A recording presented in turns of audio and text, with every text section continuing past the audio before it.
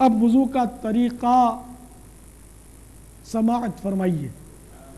کعبۃ اللہ شریف کی طرف منہ کر کے اونچی جگہ بیٹھنا مستحب ہے۔ وضو کے لیے نیت کرنا سنت ہے۔ نیت دل کے ارادے کو کہتے ہیں۔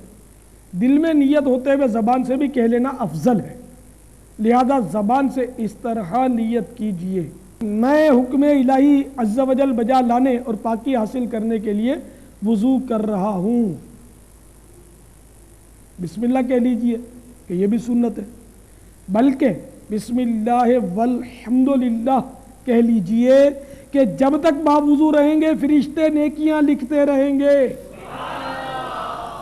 اب دونوں ہاتھ 3 بار پہنچوں تک دھوئیے، نل بند کر کے دونوں ہاتھوں کی انگلیوں کا خلال بھی کیجیے، کم از کم 3 بار دائیں بائیں اوپر نیچے کے دانتوں میں مسواک کیجیے اور ہر بار مسواک کو دھو لیجیے۔ حجت الاسلام امام محمد غزالی علیہ رحمۃ اللہ الوالی یہاں بڑی پیاری نیتیں ارشاد فرما رہے ہیں۔ مسواک کرتے وقت نماز میں قرآن مجید کی قراءت اور ذکر اللہ عز و جل کے لیے منہ پاک کر رہا ہوں، یہ نیت کیجیے۔ اب سیدھے ہاتھ کے 3 چلو پانی سے ہر بار نل بند کر کے اس طرح 3 کلیاں کیجیے کہ ہر بار منہ کے ہر پرزے پر پانی بہہ جائے۔ اگر روزہ نہ ہو تو غرغرہ بھی کیجیے، پھر سیدھے ہی ہاتھ کے 3 چلو، اور اب ہر بار آدھا چلو پانی کافی ہے، یہ ذہن میں رہے۔ تو پھر سیدھے ہی ہاتھ کے 3 آدھے چلو سے ہر بار نل بند کر کے 3 بار ناک میں نرم گوشت تک پانی چڑھائیے، اور اگر روزہ نہ ہو تو ناک کی جڑ تک پانی پہنچائیے۔ اب نل بند کر کے الٹے ہاتھ سے ناک صاف کر دیجیے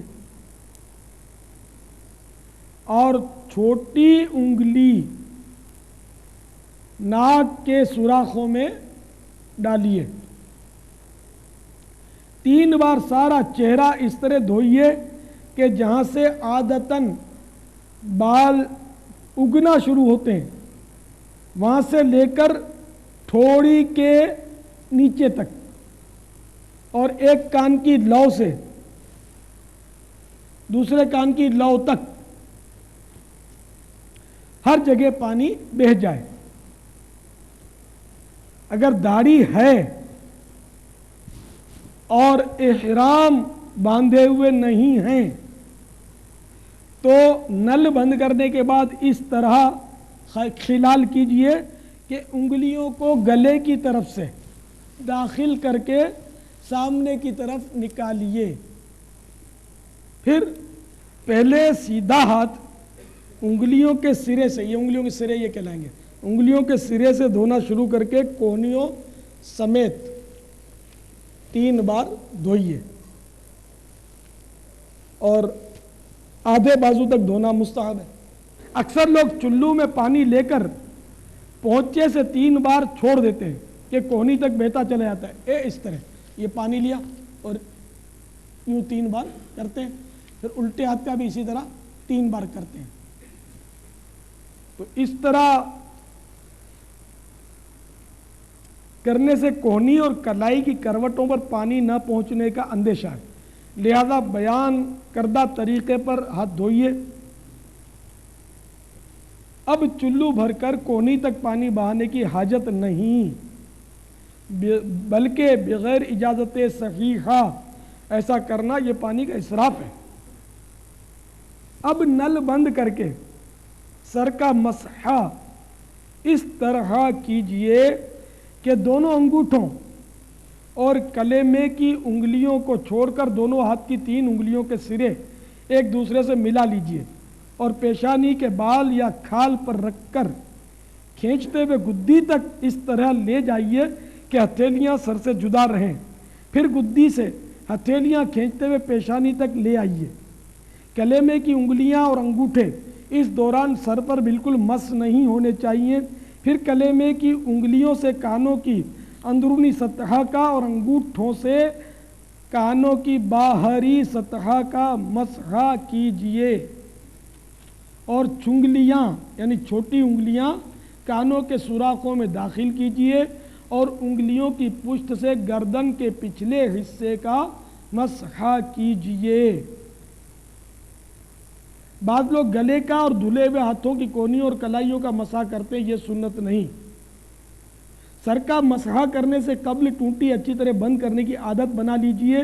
بلا وجہ نل کھلا چھوڑ دینا یا ادھورا بند کرنا کہ پانی ٹپکتا رہے اسراف ہے۔ اب پہلے سیدھا پھر الٹا پاؤں، ہر بار انگلیوں سے شروع کر کے ٹخنوں کے اوپر تک، بلکہ مستحب ہے کہ آدھی پنڈلی تک 3 بار دھو لیجئے۔ دونوں پاؤں کی انگلیوں کا خلال کرنا سنت ہے۔ خلال کے دوران نل بند رکھیے۔ خلال کا مستحب طریقہ یہ ہے کہ الٹے ہاتھ کی چنگلیاں سے سیدھے پاؤں کی چنگلیاں پہلے سیدھا پھر الٹا پاؤں، ہر بار انگلیوں سے شروع کر کے ٹخنوں کے اوپر تک،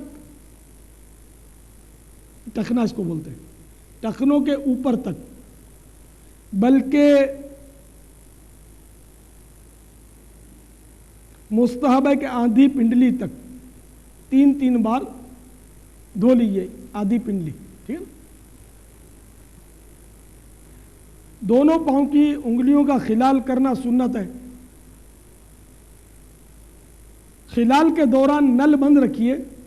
خلال کا مستحب طریقہ یہ ہے کہ الٹے ہاتھ کی چنگلیاں سے سیدھے پاؤں کی چنگلیاں کا خلال شروع کیجئے اور اس طرح انگوٹھا اس پر ختم کیجئے، اور الٹے ہی ہاتھ کی چھوٹی انگلی سے الٹے پاؤں کے انگوٹھے سے شروع کیجئے اور خلال کرتے ہوئے اس طرح چھوٹی انگلی پر خلال ختم کر دیجئے۔ یہ